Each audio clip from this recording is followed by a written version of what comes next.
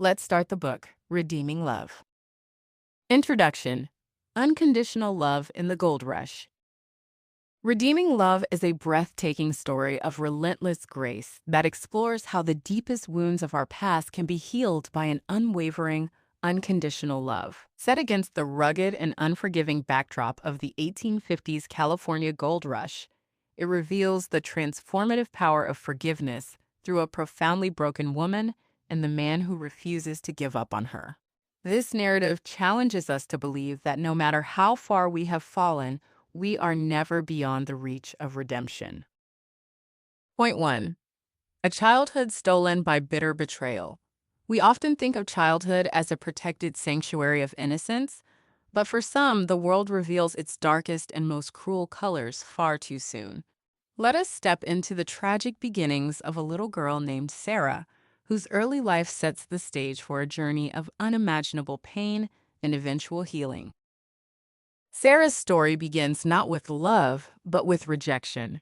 She is the illegitimate child of Alex Stafford, a wealthy and married man who refuses to acknowledge her existence, and Cleo, a woman whose entire world revolves around a man who will never truly be hers. From the very beginning, Sarah learns that love is conditional and often tied to devastating disappointment. She watches her mother pine for a man who only visits in the shadows, bringing brief moments of joy followed by long stretches of agonizing absence. Young Sarah is highly perceptive. She sees the toll this takes on her mother's spirit. She witnesses the way Cleo dresses up, paints her face, and waits by the window, only to be crushed when Alex does not arrive.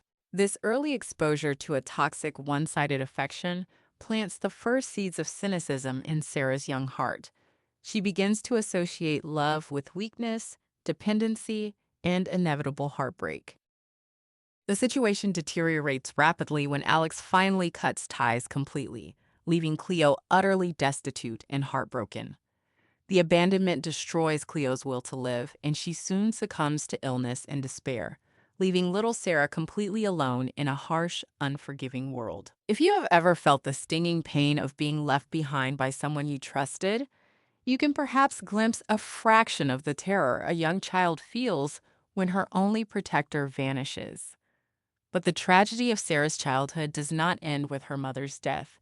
It only deepens into a living nightmare. Enter a man known as Duke, a figure who represents the ultimate betrayal of trust.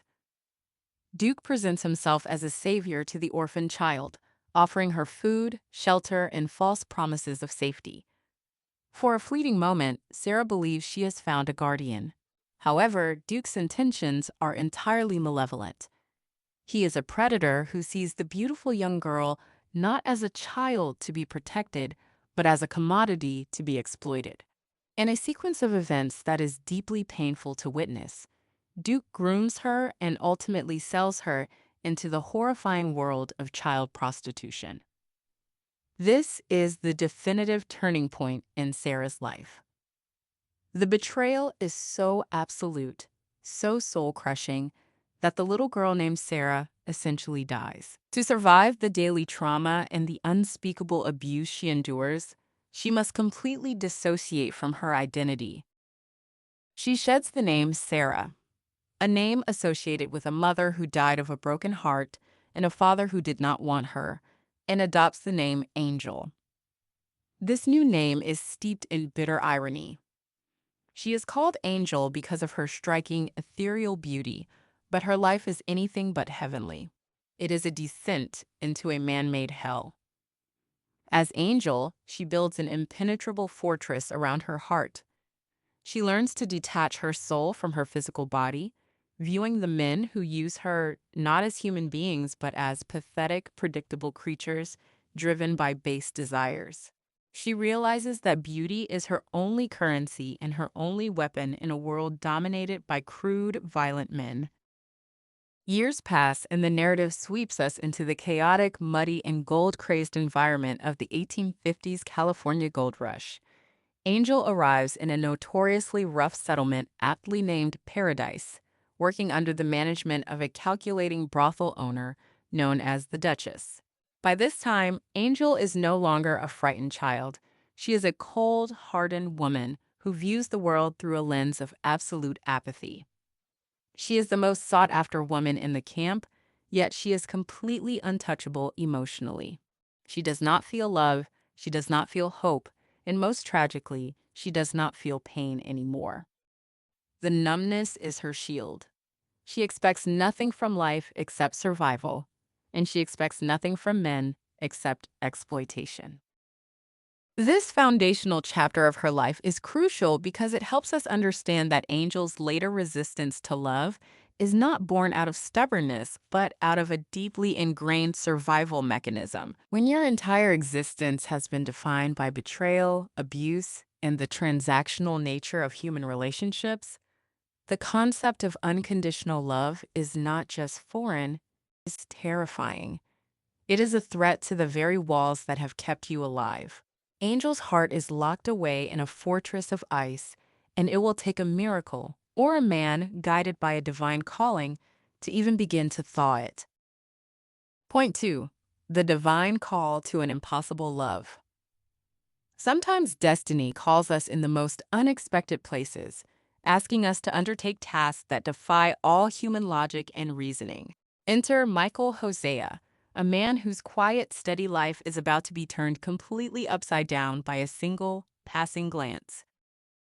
Michael Hosea is a stark contrast to every other man in the muddy, chaotic, gold mining town of Paradise.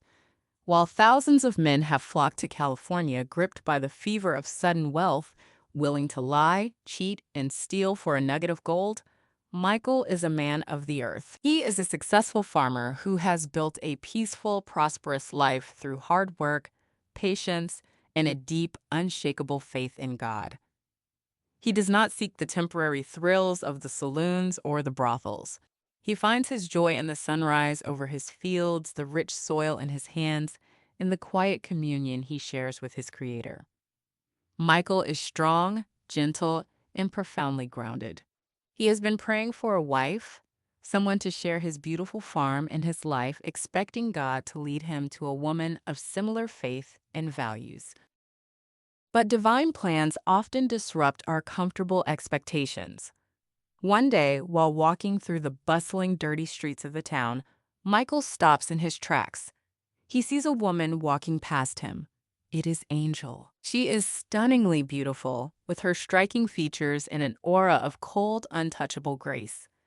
But it is not just her physical beauty that halts Michael. It is a profound, unmistakable voice in his spirit. In that very moment, God speaks to Michael's heart with absolute clarity. That is your wife. Consider the sheer weight of that command.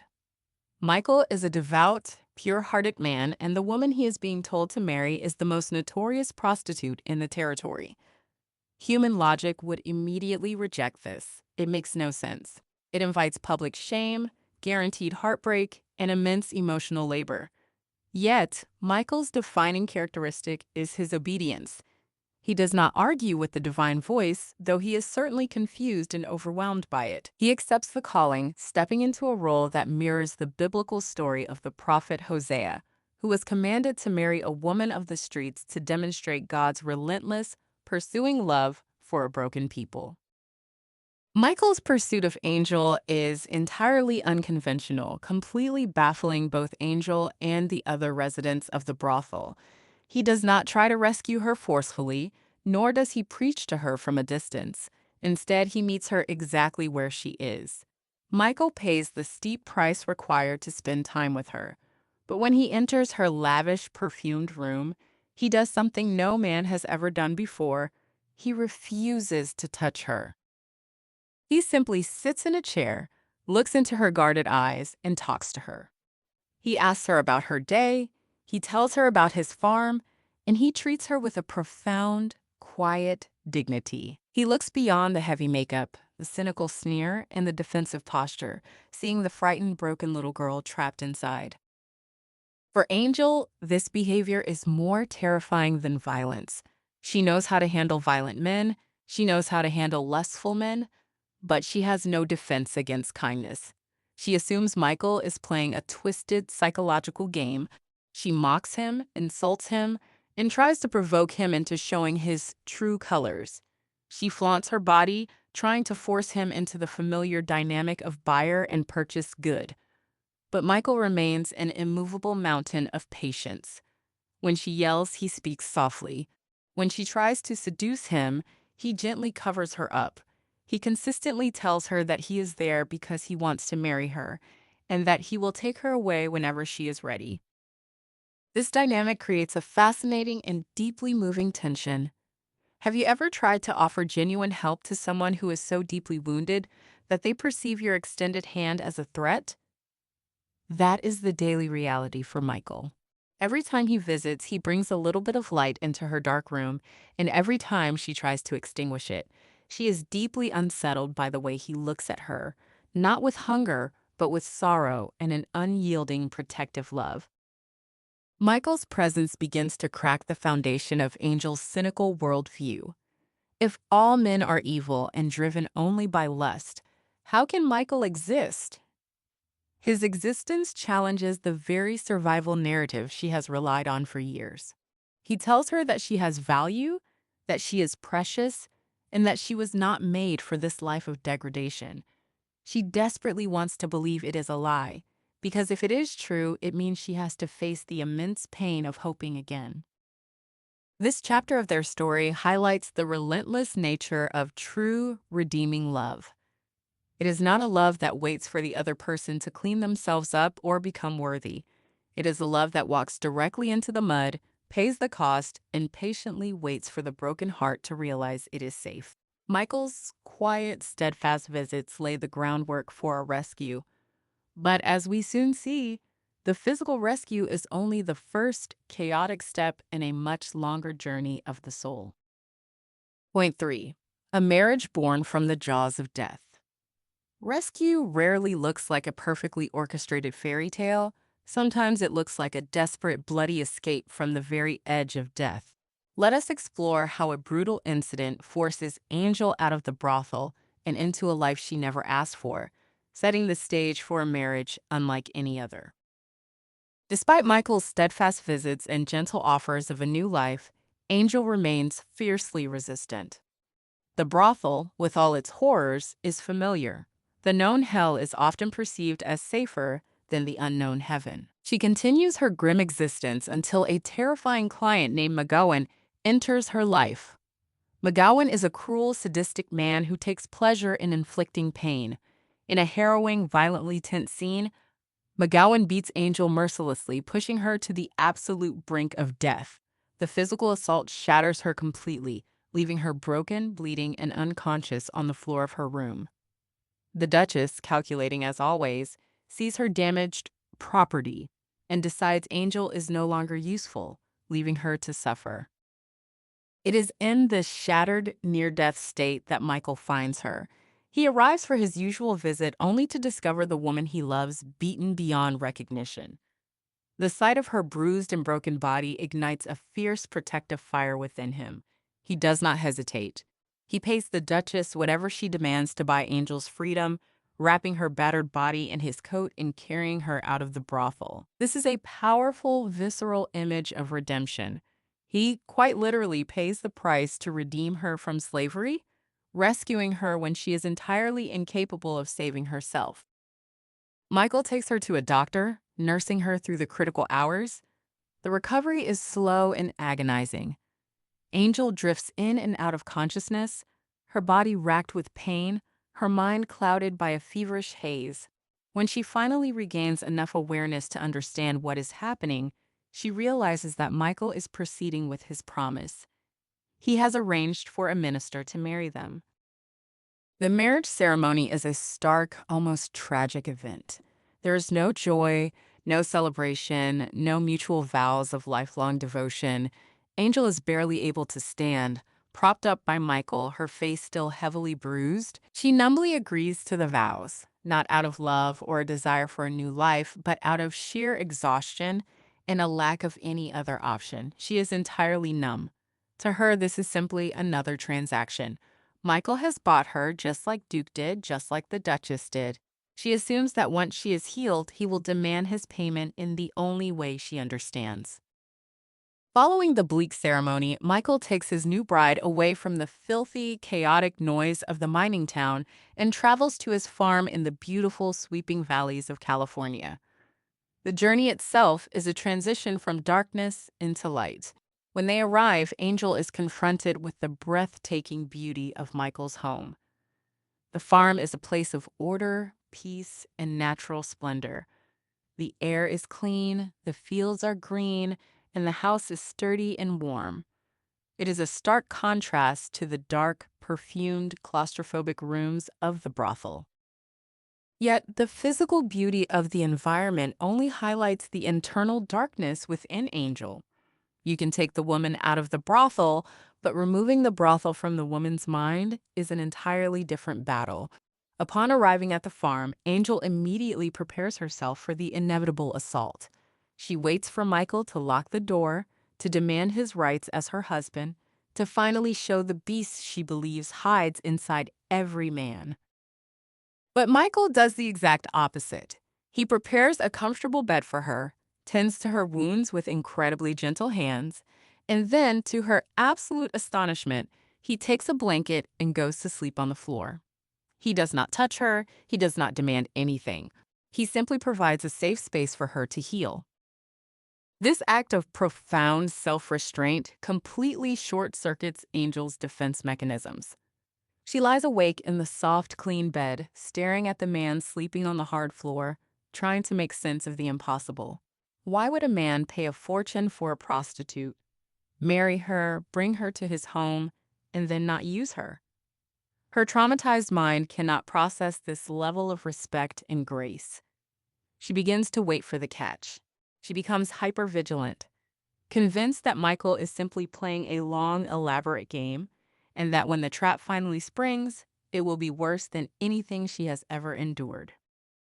This chapter dramatically shifts the landscape of the story from physical captivity to psychological warfare. Angel has been rescued from the physical danger of the brothel, but she is now trapped in a terrifying new reality where all her survival skills are useless. Michael's unconditional care is not a comfort to her. It is a profound threat to the walls she has spent her entire life building. The battle for Angel's body has been won, but the fierce, grueling battle for her mind and soul has only just begun. Point 4. Flight from the terrifying grip of safety. When you have only known pain, manipulation, and betrayal your entire life, safety can feel like the most terrifying trap of all. Watch as Angel's deep-seated fears drive her to make an unthinkable choice, proving that true freedom is not just about changing your location, but changing your mind. Life on the beautiful, serene farm begins to take a heavy psychological toll on Angel. To an outside observer, she has been given a miraculous gift, a safe home, plenty of food, and a husband who treats her with nothing but respect and kindness. But inside Angel's mind, the quietness of the farm is deafening.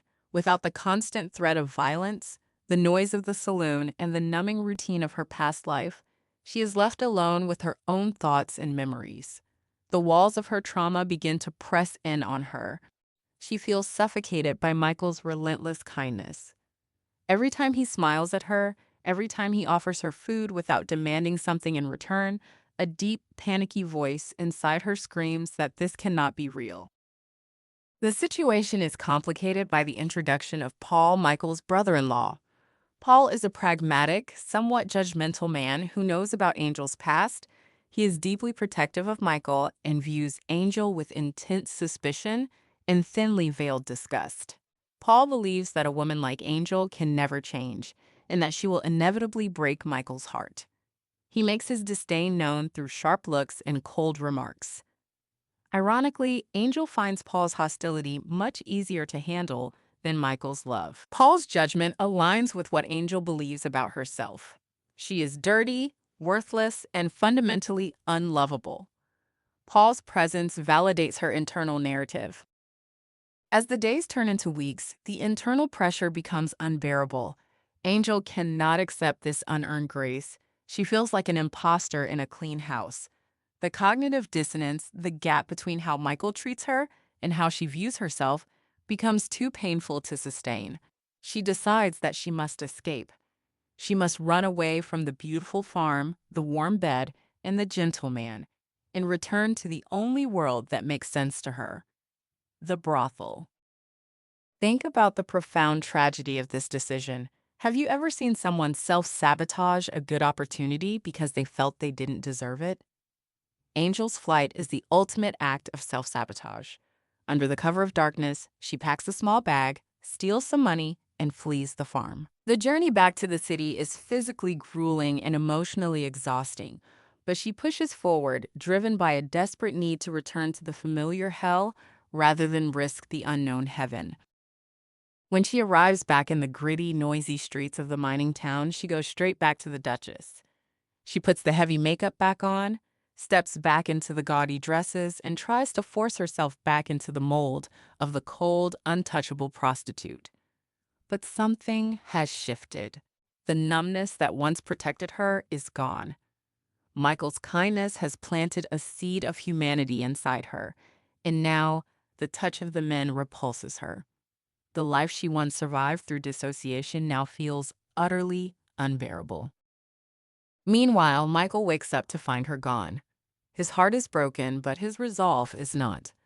Most men would have let her go, citing her departure as proof that she was beyond saving.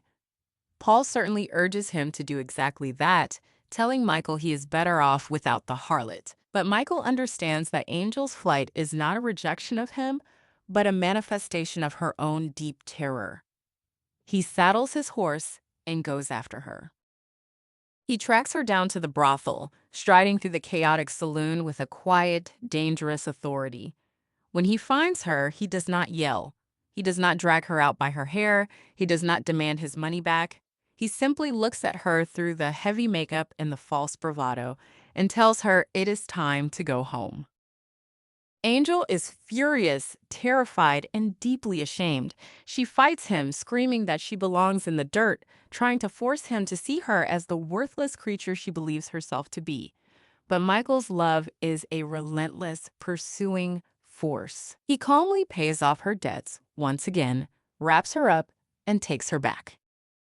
This chapter is a profound illustration of the stubborn nature of trauma and the equally stubborn nature of unconditional love.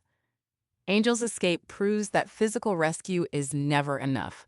The mind must be healed before the heart can rest. Michael's decision to pursue her, completely ignoring the public shame and his own bruised pride, demonstrates a love that refuses to let the darkness win. He brings her back to the farm, fully aware that the battle is far from over, but absolutely committed to fighting for her soul. Point 5. Breaking the hardened soil of the past. Healing is never a straight line. It is a messy, painful unraveling of everything we thought we knew about ourselves. Back at the farm for the second time, the real work of mending a shattered soul begins, and we witness the slow, beautiful blooming of a heart that has been frozen for a lifetime. When Michael brings Angel back to the farm, the dynamic between them subtly shifts. Angel realizes that running away will not stop him from loving her. His relentless pursuit has proven that his commitment is not conditional upon her good behavior. He loves her even when she is at her worst. This realization begins to slowly chip away at the thick ice surrounding her heart. She stops actively fighting him and enters a phase of cautious observation. Michael, demonstrating immense wisdom and patience, does not force deep emotional conversations. Instead, he invites her into the simple, grounding rhythms of farm life. He understands that a traumatized mind needs routine, safety, and a sense of accomplishment. He begins to teach her how to read. These reading lessons are profound moments of intimacy. Sitting side by side, looking at the letters on a page, Michael gives her a tool of empowerment. For the first time in her life, a man is investing in her mind rather than exploiting her body. They also start working together in the garden. This is a powerful, recurring metaphor throughout the story. The soil in the garden is hard, packed with rocks and choked with weeds, much like Angel's heart. Michael teaches her how to break up the hard dirt, pull out the deep-rooted weeds and plant seeds. As Angel works the soil, getting her hands dirty in honest, life-giving labor, she begins to undergo an internal transformation. She watches the tiny green shoots break through the dark earth, realizing that beautiful things can grow from the dirt if they are tended with care. During these quiet weeks, Angel starts to experience genuine, unforced joy. She learns to laugh. She begins to appreciate the beauty of a sunset, the smell of fresh bread, and the warmth of a fire. Most importantly, she begins to care for Michael. She watches him work in the fields, admiring his strength and his integrity. She sees how he treats his animals, how he speaks to his neighbors, and how he prays. The protective walls she has maintained for so long begin to crumble. She starts to see him not as a captor or a foolish man playing a game, but as a genuinely good human being. She begins to do small things for him, cooking his favorite meals, mending his clothes, sweeping the floor. These are not acts of subservience, but tentative, fragile expressions of gratitude and emerging affection. Eventually, the physical barrier between them is broken, not through force or transaction, but through a genuine, tender surrender on Angel's part. She gives herself to him as a wife, discovering that physical intimacy can be a beautiful expression of love rather than a violent act of degradation. For a brief, shining period, life on the farm feels like a true paradise. Angel begins to let go of the name Angel, the moniker of her trauma, and allows Michael to call her Amanda, a name he chose for her meaning worthy of love. She starts to believe that maybe, just maybe, she can have a normal life. She dares to hope that the past has finally been buried. However, with this new love comes a terrifying new vulnerability. When you care about nothing, you have nothing to lose. But when you finally allow yourself to love someone, you hand them the power to destroy you. Angel realizes that she loves Michael with a fierce, desperate intensity, but instead of this realization bringing her ultimate peace, it triggers a completely different kind of panic. This chapter highlights the beautiful but terrifying threshold of healing. Breaking the heart and soil allows new life to grow, but it also exposes the tender roots to the elements. Angel has learned to love Michael, but she has not yet learned to love herself. The disparity between her deep affection for him and her deeply entrenched self-hatred creates a volatile emotional cocktail. She is healing, but the ghosts of her past are simply waiting in the shadows for a moment of weakness to strike again. Point 6. The shadow of fear and the second escape. Just when the rays of light begin to pierce the thickest darkness, the ghosts of yesterday often return to drag us back under. Let us see how happiness itself becomes the very thing that terrifies our protagonist the most, leading her into a heartbreaking sacrifice born of twisted logic. Angel, now increasingly referred to as Amanda by Michael, is experiencing a life she never dreamed possible. She is loved, safe, and finding joy in the simple routines of the farm. But deep within her psyche, a destructive narrative begins to take root. As her love for Michael grows, so does her awareness of his purity, his goodness, and his standing in the community. She looks at him, a man of profound faith and integrity, and then she looks at herself, a woman marked by years of absolute degradation. Her past is a heavy, invisible cloak she cannot seem to shake off. The catalyst for her unraveling comes partly from external pressures. Paul, Michael's brother-in-law, continues to cast a long, judgmental shadow over their happiness. Although he is mostly silent, his eyes constantly remind her of what she used to be. Furthermore, the looming threat of the men from her past, figures like Duke or the lingering memories of men like McGowan, haunt her dreams. She becomes utterly convinced that her past is a contagion, a filthy disease that will eventually infect Michael's clean, beautiful life. She fears that the town will turn against him, that his reputation will be ruined, and that his association with a harlot will drag him down into the mud. This is where the tragedy of her trauma fundamentally alters her reasoning. A healthy mind would rest in Michael's assurances that he loves her exactly as she is. But a traumatized mind tells her that she must protect him from herself. She decides that her presence is toxic. In a heartbreaking twist of logic, she concludes that the greatest act of love she can offer Michael is to leave him forever. She believes that if she disappears, he will eventually mourn her, move on, and find a good, clean woman who can give him the respectable family he deserves. One evening, while Michael is away, the internal pressure boils over. The fear of ruining the only man she has ever loved overwhelms her fragile sense of security. With a shattered heart, she packs her meager belongings once again. This departure is entirely different from her first escape. The first time, she ran out of fear of Michael and a desire to return to the familiar. This time, she runs out of a deep, self-sacrificial, albeit deeply misguided love for him.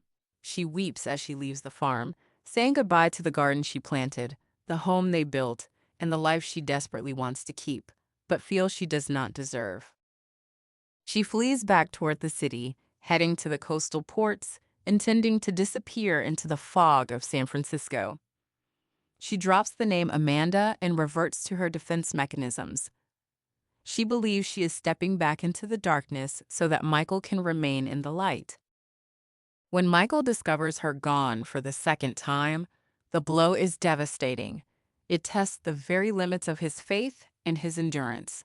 He falls to his knees, crying out to God in exhaustion and agony. He has given her everything: his patience, his home, his heart, his very soul, and she has still walked away. Michael experiences a profound crisis of faith. He argues with God, asking why he was commanded to love a woman who continually tears his heart to shreds. The human side of Michael is ready to give up. He is tired, angry, and deeply wounded. But the divine command remains unyielding: go and love her again. This chapter is the emotional crucible of the story. It forces us to confront the reality that love cannot simply cure trauma overnight. Angel's second escape is a poignant reminder of how deeply we can internalize our own shame. Have you ever pushed someone away because you felt you weren't good enough for them? Angel's flight is that universal fear magnified 100-fold. It sets up the ultimate test for Michael's unconditional love. Will he continue to pursue a woman who has repeatedly crushed his heart, or will he finally let her drown in her own despair? Point 7. Hitting rock bottom in the darkest city. Sometimes we have to return to the very depths of our past to realize that we no longer belong there and that our souls have been fundamentally and irreversibly changed. We follow our protagonist as she faces the grim, horrifying reality of the life she thought she could simply slip back into. Fleeing the safety of the farm, she arrives in San Francisco, a sprawling, misty, and dangerous city teeming with the worst elements of the gold rush era. She attempts to resurrect Angel, the cold, untouchable survivor. She finds work in another high-end brothel, determined to numb her heart and mind once again. She tries to build the old walls, to detach her soul from her body, and to view the men around her with the same cynical apathy that kept her alive for so many years. But a profound, agonizing truth quickly reveals itself. She is ruined for this life.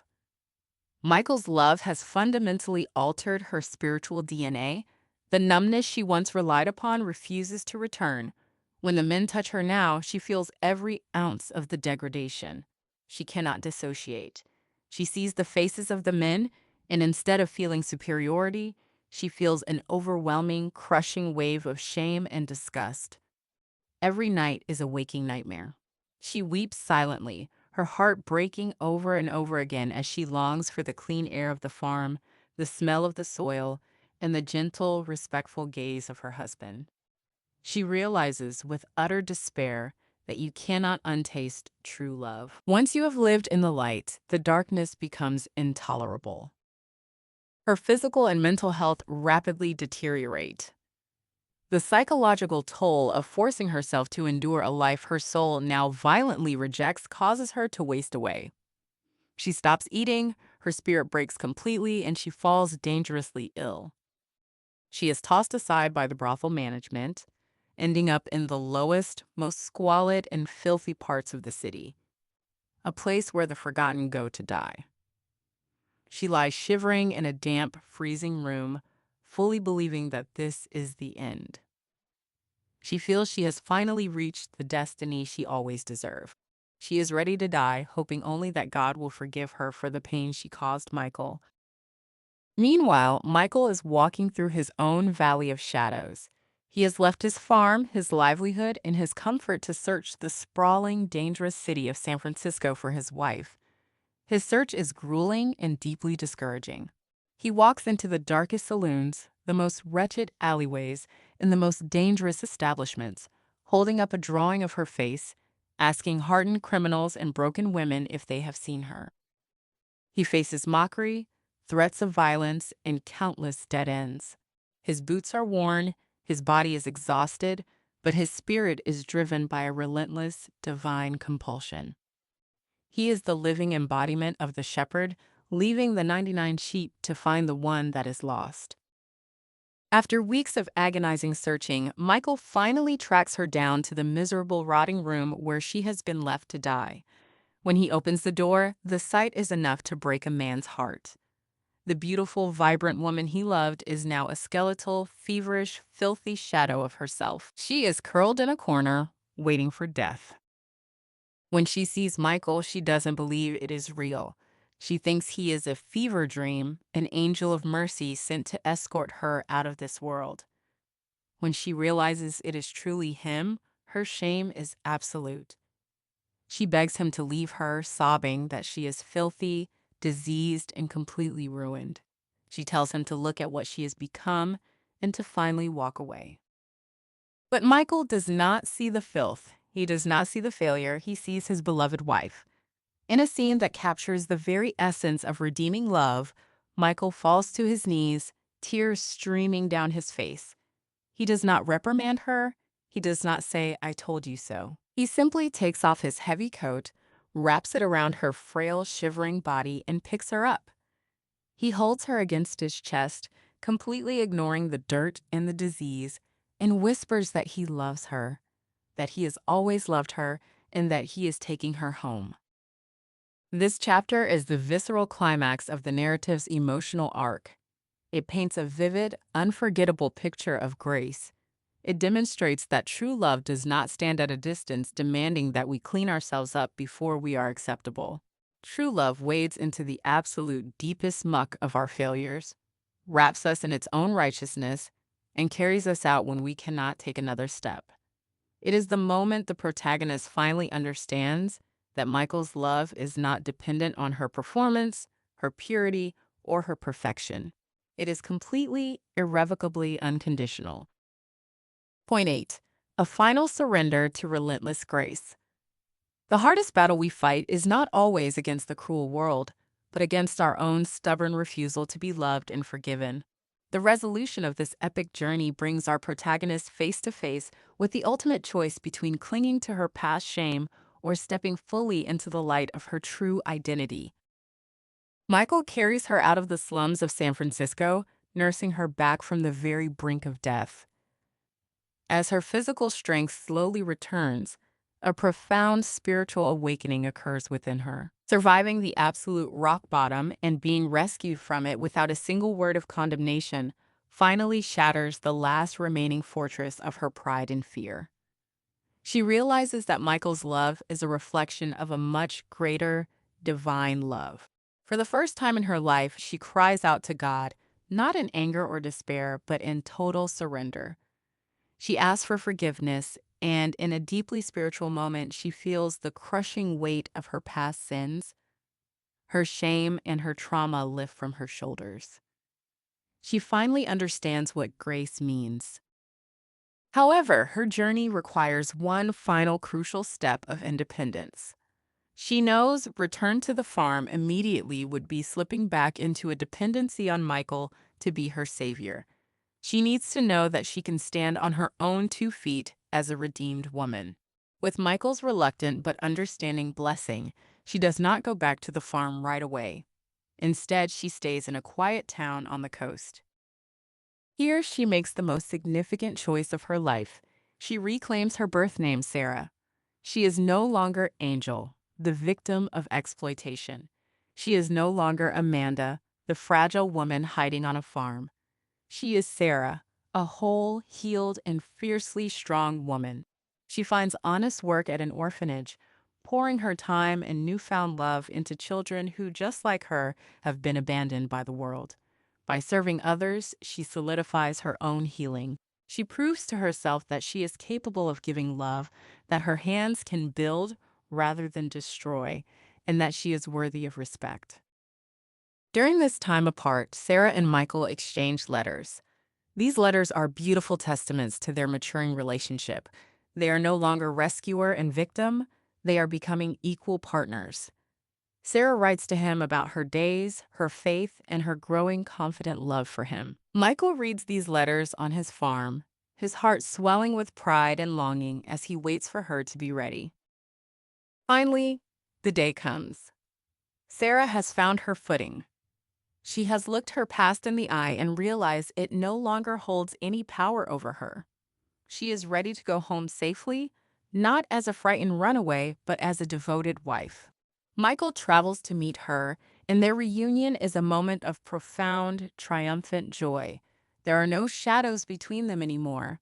When they embrace, it is a union of two whole people who have fought through the fires of hell to find each other. They return to the farm, and the land that once felt like a beautiful prison to her now feels like a vast, open sanctuary. She walks through the door of their home with her head held high. The garden they planted together is flourishing, a perfect mirror of her own soul. The story reaches its beautiful culmination a few years later. The woman who once believed she was barren both physically and spiritually, who believed she was a poison to anything good, brings new life into the world. Sarah gives birth to a child surrounded by the love and safety of her husband. As she holds her baby, she reflects on the impossible journey she has traversed. From the frightened little girl betrayed by Duke, to the cold, untouchable angel of the brothel, to the fearful runaway, and finally to Sarah, a beloved wife, a mother, and a woman, fiercely loved by God and her husband. This chapter brings the complete realization of redeeming love. It shows us that true redemption does not just patch up our wounds, it transforms us into entirely new creations. Sarah's final surrender is not a defeat, but the ultimate victory over her past. She had to find her own worth before she could fully accept Michael's love, proving that while others can help us heal, we must ultimately choose to step out of the cage ourselves. Point 9. The conclusion. A truly great story does not just end when the final page is turned, it echoes in our own lives, challenging us to look at our own hidden scars, our judgments, and the profound way we choose to love others. Let us reflect on the deep, overarching message of the journey we've just witnessed. Redeeming love is far more than a historical romance. It is a powerful, sweeping allegory of the human condition. Through the agonizing, beautiful journey of Sarah and Michael, Francine Rivers masterfully retells the ancient biblical story of the prophet Hosea and his wife Gomer, bringing its core message into a relatable, visceral reality. The story forces us to confront a deeply uncomfortable but universal truth. In many ways, we all share fragments of Sarah's brokenness. Consider how often we build walls to protect ourselves from being hurt. Think about the times we have felt unworthy of affection, convinced that if people truly knew our past, our failures, or our secret shame, they would walk away. Like Sarah, we often try to earn our worth through our performance, our appearance, or our emotional detachment. We run away from intimacy because vulnerability feels like a death sentence. The narrative brilliantly uses Sarah's extreme trauma to magnify these everyday human fears, making her journey deeply resonant for anyone who has ever felt unlovable. Michael Hosea stands as a breathtaking representation of divine, unconditional love. His character challenges the modern transactional view of relationships. The idea that we love others only as long as they make us happy or meet our needs. Michael's love is a fierce, active, and suffering love. It is a love that willingly absorbs pain, endures rejection, and pays the ultimate price to secure the freedom of the beloved. By watching Michael pursue Sarah into the darkest, filthiest corners of San Francisco, we are given a visual representation of a God who refuses to abandon humanity to its own destructive choices. Furthermore, the story provides a profound commentary on the true nature of forgiveness. Forgiveness in this book is not a weak, passive ignoring of wrongdoing, it is a powerful, transformative force. Michael forgives Sarah not because her actions didn't hurt him, they nearly destroyed him, but because he values her soul more than his own pride. In turn, Sarah must undertake the excruciatingly difficult task of forgiving herself. She has to let go of the identity of the ruined woman and accept the grace that is freely offered to her. This dual journey of offering and accepting forgiveness is the crucible in which their lasting marriage is forged. The legacy of this story is a message of radical hope. It tells the reader that there is absolutely no pit so deep, no past so dark, and no mistake so grievous that it cannot be reached by redeeming love. It reminds us that our worth is not defined by what has been done to us, nor by the terrible things we have done to survive, but by the relentless grace of a Creator who calls us by our true name. As we close the book on Sarah and Michael's life in the sunlit valleys of California, we are left with a lingering, beautiful question. If a love this profound, this patient, and this forgiving can completely transform a life utterly destroyed by the world, what could that same love do in our own lives? Redeeming love leaves us inspired to tear down our own walls, to love others with a little more patience, and to finally believe that we too are entirely worthy of being found.